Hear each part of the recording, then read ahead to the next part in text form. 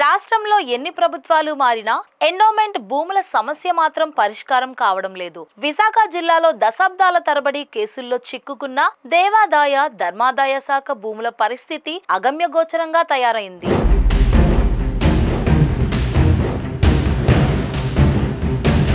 విశాఖ జిల్లాలో ఎన్నో ఎకరాల భూములు అన్యాక్రాంతం అయ్యాయంటూ ఎండోమెంట్ ట్రిబ్యునల్లో దేవాదాయ ధర్మాదాయ శాఖ అధికారులు కేసులు నమోదు చేశారు. ఇక్కడ దేవాదాయ ధర్మాదాయ శాఖ కేసులు గెలిచినా ఆక్రమణదారులు హైకోర్టును ఆశ్రయిస్తున్నారు. దీంతో కథ మళ్లీ మొదటికి వస్తుందని సర్వత్రా ఆందోళన వ్యక్తమవుతోంది. ఆనందపురం మండలంలో ఒక కేసు గెలిచినా సరే 3 ఏళ్ల తరువాత అధికారులు తీరుబాటుగా భూములు స్వాధీనం చేసుకున్నారు. అదేమంటే సిబ్బంది కొరత అంటున్నారు. కాగా తాత ముత్తాతల కాలం నుంచి ఉంటున్న ఇల్లు వదిలేసి వెళ్లిపోవాలి అంటే తమకు దిక్కెవరని వేలాది మంది ప్రజలు ప్రశ్నిస్తున్నారు.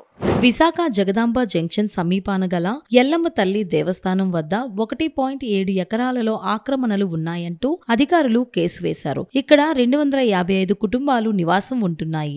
జగమెరిగిన జగదాంబ థియేటర్లో కూడా కొంత భాగంలో ఆక్రమణలు ఉన్నాయని ఎండోమెంట్ అధికారులు గుర్తు చేస్తున్నారు. అలాగే అల్లిపురం బల్లిగిరి వెంకటేశ్వర స్వామి దేవస్థానం పరిధిలో 2 ఎకరాలు ఆక్రమణకు గురైందంటూ అధికారులు ట్రిబ్యునల్లో కేసు వేశారు. ఇక్కడ 170 కుటుంబాలు ఉన్నాయి. ఇక్కడ దేవాదాయ శాఖ కేసు గెలవడంతో ప్రజలు హైకోర్టులో అప్పీలు చేశారు. ఇక 1 టౌన్ శివాలయం దేవస్థానం వద్ద 1.20 ఎకరాలు ఆక్రమణ పాలైందంటూ అధికారులు కేసు ఫైల్ చేశారు. ఇక్కడ 110 కుటుంబాలు ఉన్నాయి. చెంగలరావుపేట రామాలయం దేవస్థానంకి చెందిన 370 గజాలు ఆక్రమణ అయిందని అధికారులు కేసు వేశారు. ఇంకా వేణుగోపాల స్వామి, రంగనాథ స్వామి, అంబికాబాగ్ దేవస్థానాల పరిధిలో కూడా ఆక్రమణలు ఉన్నాయి.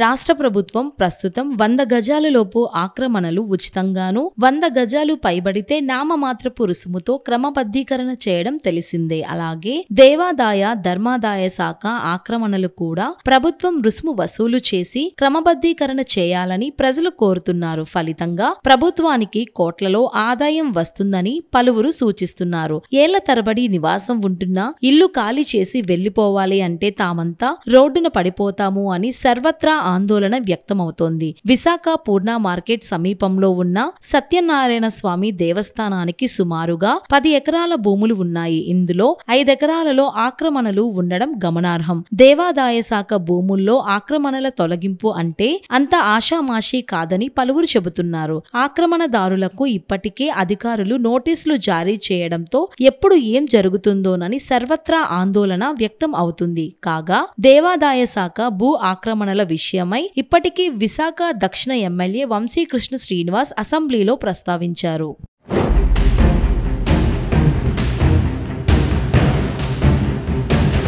ఇప్పటి వరకు ఎంతమంది ఎమ్మెల్యేలకు మొరపెట్టుకున్నా సరే సమస్య మాత్రం పరిష్కారం కావడం లేదని ఆక్రమణదారులు వాపోతున్నారు. సింహాచలం భూ ఆక్రమణలు కూడా తొలగించలేని పరిస్థితి నెలకొంది. ఈ సందర్భంగా దేవాదాయ శాఖ అసిస్టెంట్ కమిషనర్ కె అన్నపూర్ణ మాట్లాడుతూ ట్రిబ్యునల్లో కేసు గెలిస్తే దేవస్థానాల ఆక్రమణలు తొలగిస్తామన్నారు. కొన్ని కేసుల్లో ప్రజలు హైకోర్టులో అప్పీలు చేశారని తెలిపారు. ఆక్రమిత స్థలాల్లో ఇళ్ల క్రయ విక్రయాలు రిజిస్ట్రేషన్ కాకుండా ప్రభుత్వ ఆదేశాలు ఉన్నాయని గుర్తు చేశారు. కాగా ప్రభుత్వ ఆక్రమణల క్రమబద్ధీకరణ దేవాదాయ శాఖ స్థలాలకు వర్తించదని ఆమె స్పష్టం చేశారు. ఇల్లు గురించి అయితే చాలా బాధపడుతున్నాను సార్. ఎందుకంటే మేము ఉండి పెళ్లి చేసుకుని ఇక్కడికి వచ్చి 16 సంవత్సరాలు అవుతుంది. మాకు ఇల్లు మాత్రం చాలా ఇబ్బంది పెట్టుకుంటున్నాం. ఏంటంటే మేము అద్దెలు కట్టుకుంటున్నాం. ఇల్లు ఇరుపుకొని కూడా అద్దెలు కట్టుకుంటున్నాం. మెయిన్ అది ప్రాబ్లం. ఇక్కడ మా ఇల్లుని మాకు ఉండించుకొని అది కాదు జాగా అన్నాడు మాట్లాడుతున్నారు. ఎల్లంతలికి సంబంధించిన జాగా అంటే అది ఎంతవరకు కరెక్ట్ కాదు కదా సార్. చాలా మంది కూడా బాధపడుతున్నారు. మేమే కాదు, మా వరకే కాదు, అందరు కూడా బాధపడుతున్నారు. అది దగ్గర ఉంటది, ఎక్కువ ఉంటుంది సార్. 50 ఇల్లులా ఉన్నాయి. అటు ఇటు కలిపిన ఒక 50 కన్నా ఎక్కువ ఉంటుంది సార్.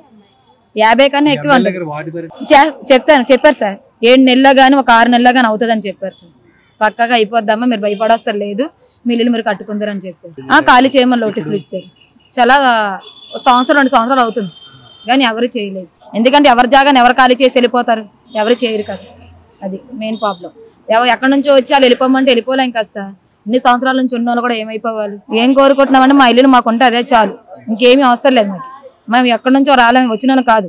చిన్నప్పుడు మా ఆయన గారు అందరు ఇక్కడే ఉన్నోలే, బయట నుంచి వచ్చి బతికిన వాళ్ళు కూడా కాదు. అది మేమంటే పెళ్లి చేసుకుని అత్తారింట్లోకి వచ్చిన వాళ్ళం వచ్చి మేము 17 సంవత్సరాలు అవుతుంది. ఏంటంటే మా ఇల్లు మాకు వస్తే అదే చాలు. అది మేము అలాగాని మా ఇల్లు నిలిపించుకొని మేము ఎక్కడో వెళ్ళిపోవామంటే అది అంతవరకు కరెక్ట్ కాదు కదా. మేము వెళ్ళే సమస్య అయితే లేదు, మా జాగాను వదిలి వెళ్ళే సమస్య అయితే మాకు లేదు. చెప్పాను సార్, మొన్న వచ్చారు సార్, వస్తే చెప్పాం 7 నెలలో 6 నెలలు కూడా అయిపోద్ది అన్నారు. ఎమ్మెల్యే గారు చేస్తానన్నారు కాబట్టి మేము ఇంకేం అడగలేదు, ఏం చెప్పలేదు కూడా, నమ్మకంతో ఉన్నాం. అందుకే మేము ఏం అడగలేదు, ఎవరు కూడా రిక్వెస్ట్ చేయమని చెప్పలేదు. పల్లిగిరి వెంకటేశ్వర దేవస్థానం, ఆ దేవస్థానం భూములు ఆక్యుపేషన్స్ లో ఉన్నాయి. ఎన్ని సంవత్సరాల నుంచి ఆక్యుపేషన్ లో ఉన్నాయి?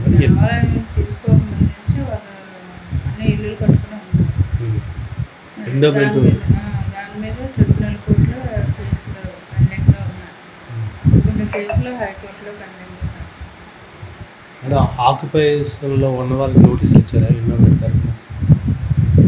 ఎండోమెంట్ తరపున నోటీసులు ఇచ్చారా వాళ్ళకి?